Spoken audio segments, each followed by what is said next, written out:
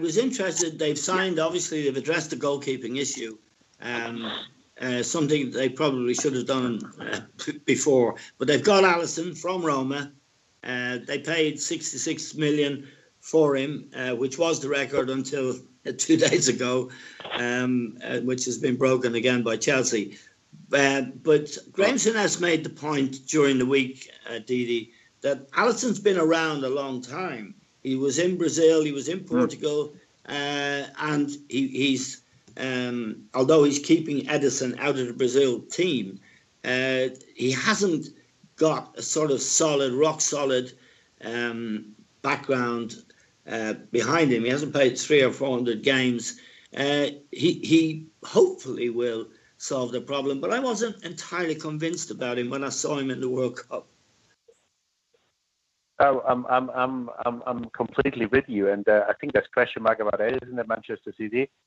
So maybe we shouldn't read too much into Becker taking or keeping Edison out of the team. And I think you're absolutely right. This is a guy who had a couple of very good seasons for Roma. Now, we know that the English game is a lot different to the Italian game. And you have to command your box, you have to come for crosses, and you don't get the protection of referees you do get in other leagues. And it's certainly an upgrade. I agree with you. They should have addressed their position a lot earlier because of the keepers they did bring in recent years.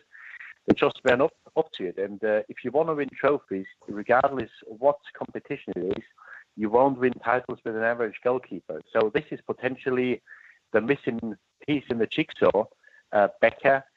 But I think the jury is out because, for one, it's a lot of money.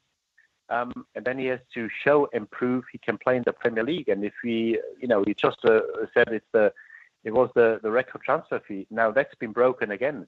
If I look at Courtois or if I look at De Gea, if I look at Neuer in Munich, these are top-class keepers for numbers of years, almost for decades. Yes. Certainly for 6, 7, 8 years, they've been at the top of their game, of their profession. And if you do bring them in, especially a Courtois, you know what you're going to get. I think with Becker, you're not 100% certain what you get. I think he's an upgrade. Whether he's the upgrade they need remains to be seen. And just to underline the point you made about the Premier League, it's just to remember that David De Gea took a good 18 months to really settle, and he looked all at sea in his first season. So that culture shift from Europe to the English game is a considerable one. Yeah, 100%. I think it's a big change for an outfield player, maybe an even bigger one for the goalkeepers, because you see keepers coming into the Premier League. They come for the first couple of crosses, they get knocked over, and they look at the ref and say, what's going on? Why is there no free kick? It was a free kick in the league where I played last year.